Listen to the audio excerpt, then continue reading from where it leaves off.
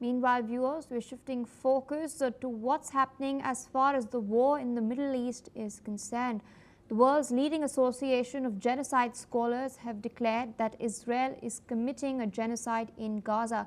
A resolution passed by the International Association of Genocide Scholars states that Israel's actions meet the legal definition of genocide under the UN Convention.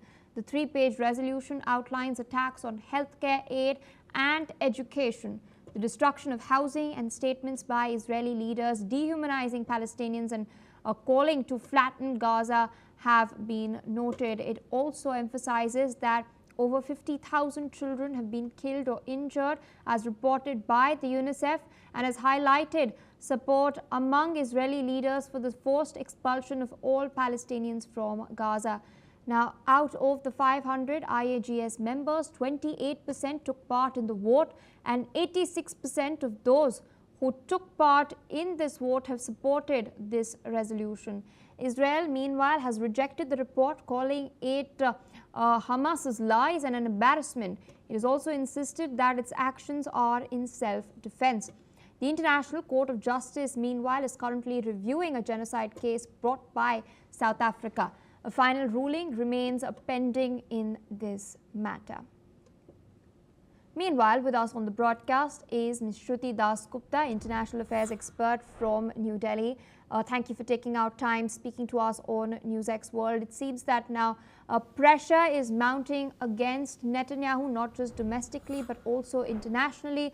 Apart from this resolution that has been passed by the International Association of Genocide Scholars, we've recently seen countries such as Belgium, countries such as Australia and France come out and state that in the upcoming United Nations General Assembly, they will be recognizing the state of Palestine. We've also seen a recent statement made by David Lammy, the UK Foreign Minister, calling for an end to the hostilities in order to ensure that humanitarian aid is expedited, the delivery of humanitarian aid is expedited to those who are suffering a famine.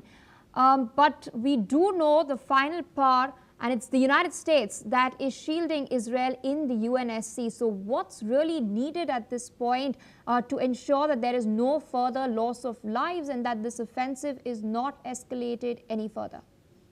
Well, as you've noted that 500 scholars, or genocide scholars, have noted that all the criteria of genocide have met. That means there has been proven intent to harm a particular ethnicity. There have been large number of serious bodily harms and deaths that have occurred in the nation, in that particular zone, and the aggressive force is uncontrolled at the moment. So these all criteria have been aptly met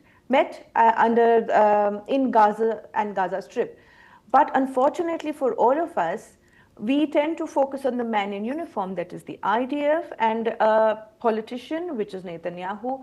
We have nobody whom we can hold accountable in the name of Hamas. I personally am not sure who's leading the Hamas contingent, who is arming them, who also killed Gazan aid people who were looking for aid at that time.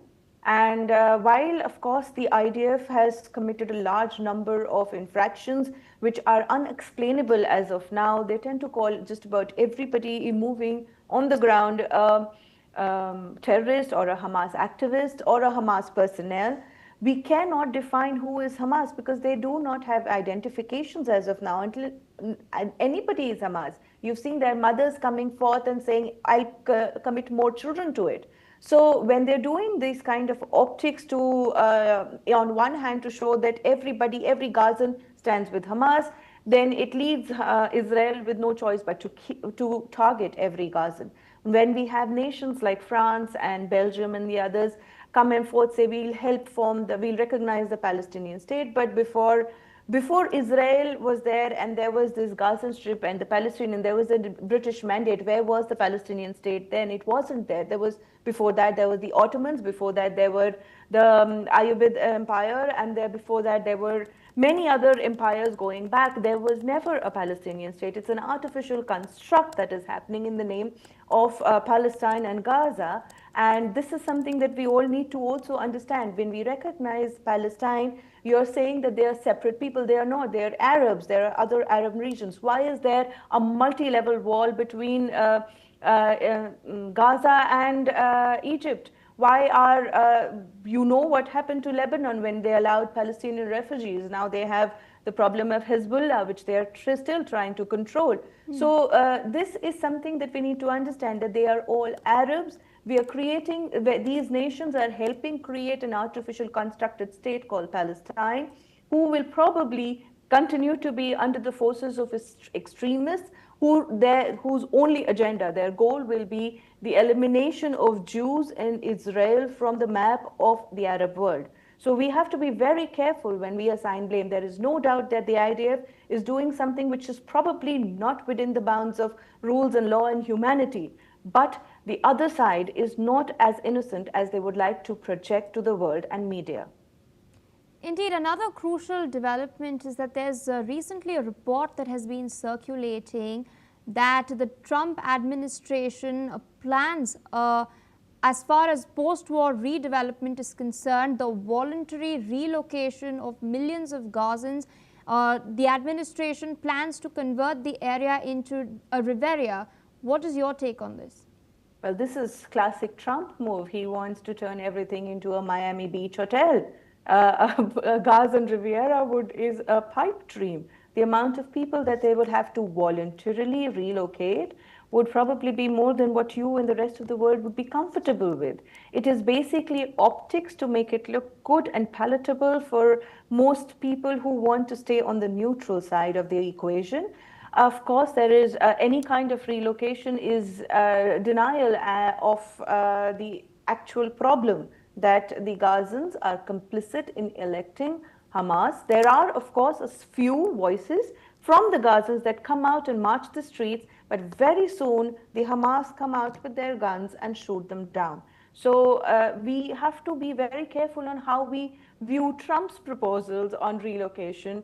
How do we look at the Murah corridor that Israel wants to build in separating the two parts of Gaza Strip? And we have to be very optimistic that hopefully better sense will prevail once Hamas lays down arms, once the zone is demilitarized and the hostages and their bodies are returned. Maybe then better sense will prevail on Netanyahu and his cabal. Until then, I don't see a peace or relocation or any other measure coming to the rescue of the Gazans at all.